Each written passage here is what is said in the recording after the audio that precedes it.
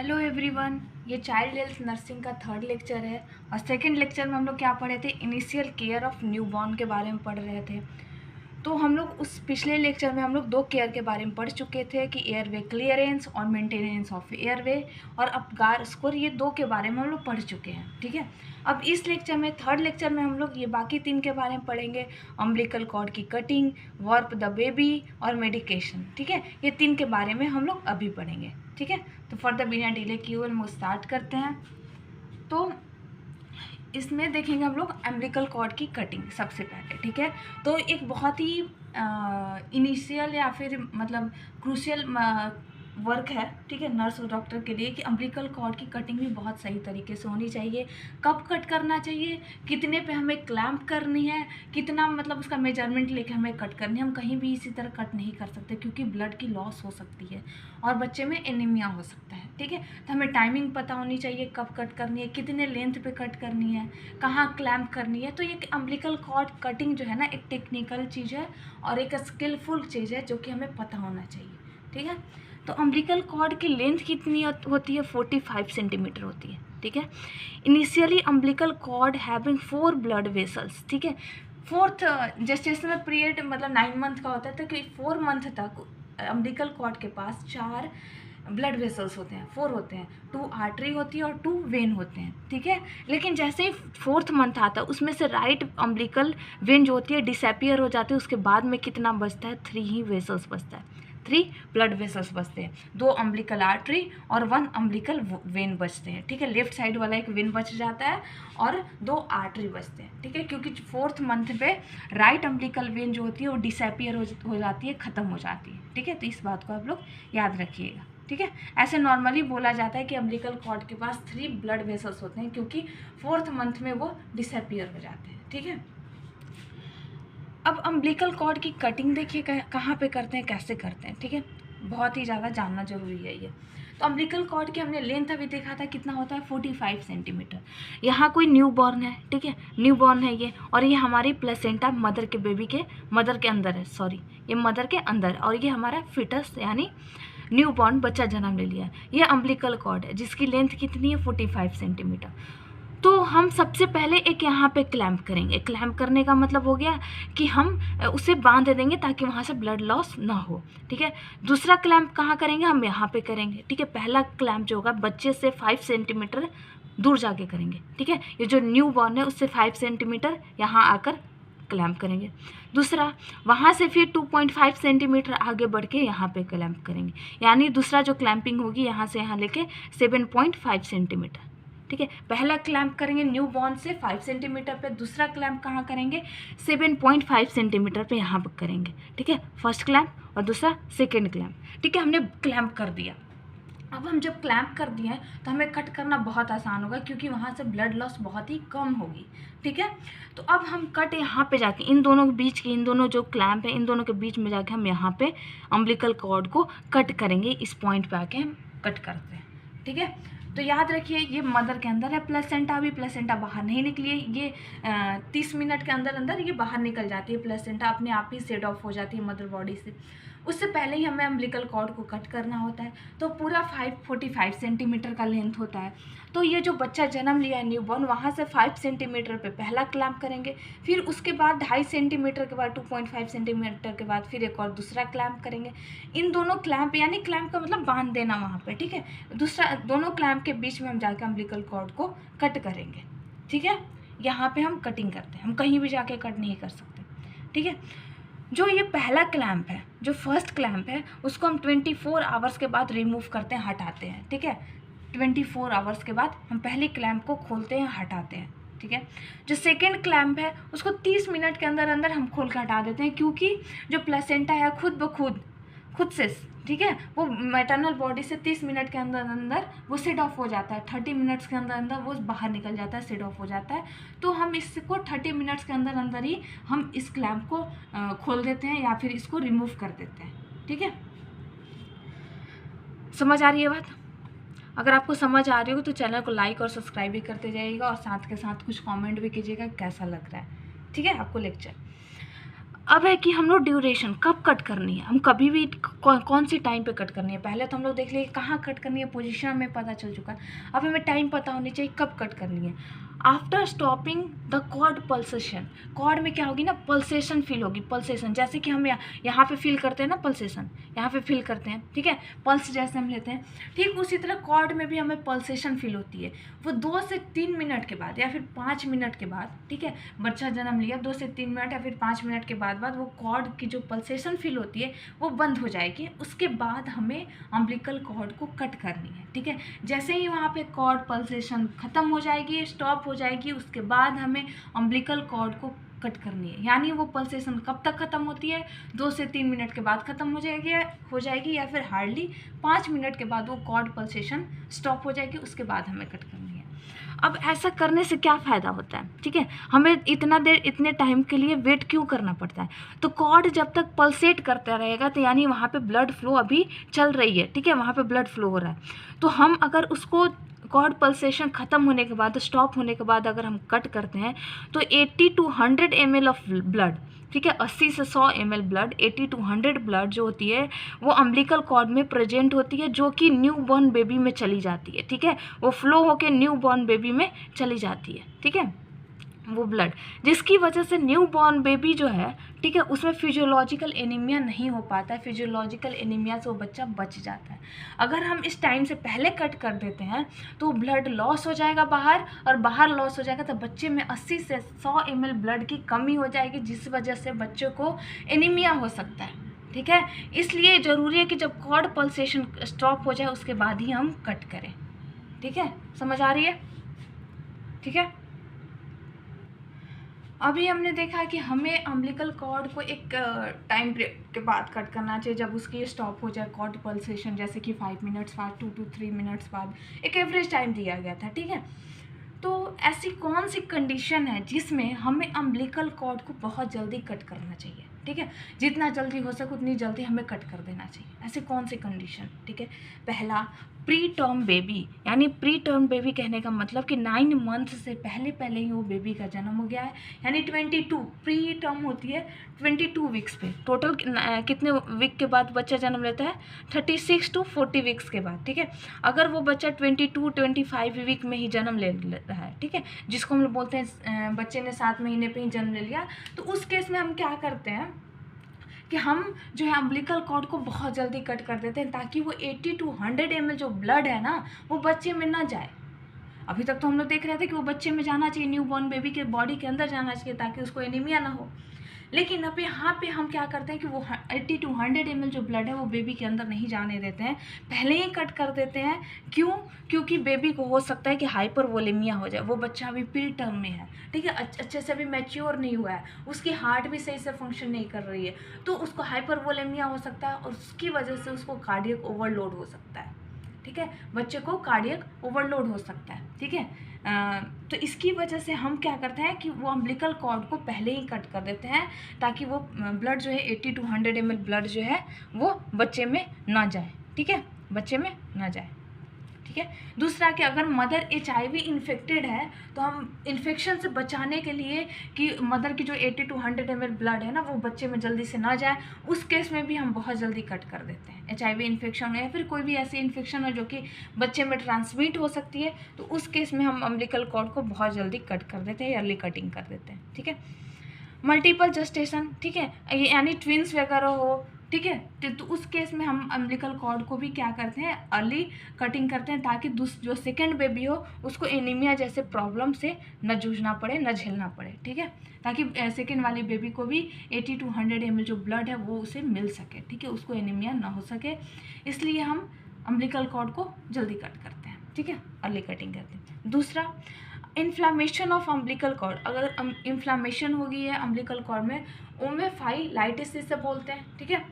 फंगिसाइटाइसिस क्या होती है कि inflammation of connective tissue of umbilical cord, ये दोनों टर्म याद रखिएगा, ऑप्शनल के लिए ज़रूरी है कि ये जो अम्बिलिकल कॉर्ड है यहाँ पे जो कनेक्टिव टिश्यू है इनमें इन्फ्लामेशन हो गई है, ठीक है, ये दोनों टर्म, ठीक है। अब हम लोग अम्बिलिकल कॉर्ड की कटिंग देख लिए, 5 चीज़ें थी ना उसमें, 5 न्यू बॉर्न केयर में 5 चीज़ें थी। तो जो उसमें से फोर्थ है वो क्या था, warp new born in blanket. ठीक है, बच्चा जन्म ले लिया, न्यू बॉर्न है, अम्बिलिकल कॉर्ड की कटिंग हुई, तो उसके बाद हमें क्या करना है, बच्चे को एक सूखी या फिर मतलब गर्म कपड़े या फिर ब्लैंकेट वगैरह में हमें उसे वार्प करनी है। ठीक है, after cutting umbilical cord cut हो जाने के बाद। और जब अम्बिलिकल कॉर्ड कट हो जाती है तो वहाँ पे हम बहुत अच्छे से क्लीन करते हैं, इन्फेक्शन के बचाने के लिए क्लीन करते हैं, और उसको हम लोग मतलब ड्राई रखते हैं ताकि वहाँ पे कोई भी इन्फेक्शन ना हो पाए। ठीक है, तो उसके बाद हम बच्चे को ब्लैंकेट में लपेटेंगे यानी वार्प करेंगे अच्छे तरीके से। ठीक है, तो उसको करने के लिए हमें क्या करना पड़ेगा कि first dry and clean the baby bye cotton, यानी कॉटन यानी सॉफ्ट चीज़ें से, कॉटन से, गॉस पीस तो थोड़ी टफ हो जाएगी, लेकिन कॉटन वगैरह यूज कर सकते हैं। उससे हमें क्या करना है, बेबी को क्लीन करनी है अच्छे से और उसे ड्राई करना है बेबी को। उसके बाद हमें उसे ब्लैंकेट में वार्प करनी है। ठीक है, उसके बाद हम बेबी को क्या करेंगे, कंगारू मदर केयर प्रोवाइड करेंगे आधे घंटे तक। ठीक है, कंगारू मदर केयर के बारे में एक नेक्स्ट लेक्चर में आगे बताऊंगी कि प्रॉपर तरीके से क्या होता है कि यानी मदर और बेबी के बीच में एक इमोशनल कनेक्शन या फिर फिजियोलॉजिकल कनेक्शन होती है, जो जिसमें हम लोग कंगारू मदर केयर के बारे में हम लोग पढ़ेंगे। आधे घंटे तक हमें उसे प्रोवाइड करना है। ठीक है, इफ़ हाइपोथर्मिया, अगर बेबी को हाइपोथर्मिया हो जाता है तो हमें रेडिएंट वार्मर प्रोवाइड करनी है, यानी वहाँ वैसे जगह में लेके जाना है जहाँ पे रेडिएशन हो। रेडिएंट वार्मर यानी हम उस रूम में या फिर उस वार्ड में हम ब्लोअर वगैरह लगा सकते हैं जिससे बच्चे को थोड़ी गर्माहट महसूस हो सके। ठीक है, रेडिएंट वार्मर प्रोवाइड करा सकते हैं। ठीक है, ये सारी चीज़ें हम कर सकते हैं वार्प न्यूबॉर्न में। अब इसमें देखिए कि अगर बच्चे को क्या क्या कॉम्प्लिकेशन हो सकती है, बच्चा जब जन्म लिया, ठीक है, उसके बाद उसको क्या क्या कॉम्प्लिकेशन हो सकती है। तो सबसे बड़ी जो कॉम्प्लिकेशन होती है न्यूबॉर्न जब जन्म लेता है, उसकी टेम्परेचर मेंटेन नहीं हो पाते। क्यों? क्योंकि जो हाइपोथैलेमस ग्लैंड है ना, वो अभी इमैच्योर है, ढंग से वो काम अभी नहीं कर पा रहा है। ठीक है, तो वो जो है बॉडी की टेम्परेचर को अभी अच्छे तरीके से मेंटेन नहीं कर पाता है, मैनेज नहीं कर पाता है। ठीक है, तो हाइपोथर्मिया को क्या बोला जाता है, साइलेंट किलर ऑफ न्यूबॉर्न। यानी कई बार हाइपोथर्मिया की इतनी केस बढ़ जाती है कि न्यूबॉर्न की डेथ भी होने लगती है। ठीक है, तो इसे साइलेंट किलर के नाम से जाना जाता है। इसमें क्या होता है कि बच्चे जो है सिवरिंग नहीं कर पाते, न्यूबॉर्न जो है सिवरिंग नहीं कर पाते हैं। ऐसे हमारे एडल्ट में क्या होता है कि हमें जब ठंड लगती है तो हम सिवरिंग करने लगते हैं, जिसकी वजह से हमारी बॉडी में हीट प्रोड्यूस होता है। ठीक है, लेकिन न्यूबॉर्न जो बेबी है वो सिवरिंग नहीं कर पाता है, और जब सिवरिंग नहीं करेगा तो हीट का प्रोडक्शन नहीं होगा। ऐसा क्यों होता है? क्योंकि उसका सेंट्रल नर्वस सिस्टम अभी इमैच्योर है, जो उसकी ब्रेन है, स्पाइनल कॉर्ड है, वो अभी अच्छे तरीके से मैच्योर नहीं हो पाई है फंक्शन करने के लिए।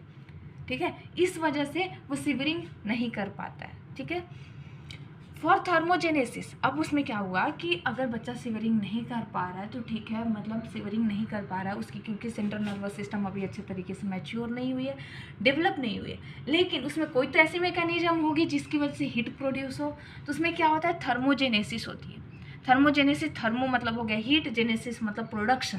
ठीक है, हीट की प्रोडक्शन होती है बाय ब्राउन एडिपोज टिश्यू। उसमें क्या होती है कि ब्राउन एडिपोज टिश्यू बच्चे में पाई जाती है, जो कि बच्चे की टोटल बॉडी वेट की 4% होती है। ठीक है, न्यूबॉर्न बेबी में ब्राउन एडिपोज टिश्यू होती है जो कि हीट का प्रोडक्शन कराती है। अभी मैं बताऊंगी आगे कि ये कैसे ब्राउन एडिपोज टिश्यू जो है हीट का प्रोडक्शन कराती है। ठीक है, और पूरे बॉडी का ये 4% होता है, पूरे बॉडी वेट का ये 4% जो क्या होती है वो एडिपोज टिश्यू होती है। ठीक है, अब हम देख लेते हैं, यहाँ पे छोटा सा मैं एक चार्ट बना के लाई हूँ। ठीक है, इसे आप देख लीजिए एक मिनट, कि अगर हीट लॉस जो हो रही है बेबी में, ठीक है, हीट लॉस हो रही है, तो वो कौन कौन सी मैकेनिज्म है जिसकी वजह से हीट लॉस होती है। पहला, रेडिएशन, कंडक्शन, कन्वेक्शन और इवोपोरेशन। ये 4 तरीके हैं जिसकी वजह से हीट जो होती है बॉडी से बाहर लॉस होती है। ठीक है, तो सबसे ज़्यादा रेडिएशन के थ्रू हीट की लॉस होती है और बच्चे को ठंड लगती है। ठीक है, हाइपोथर्मिया आता है। इसको बचाने के लिए हम क्या करेंगे कि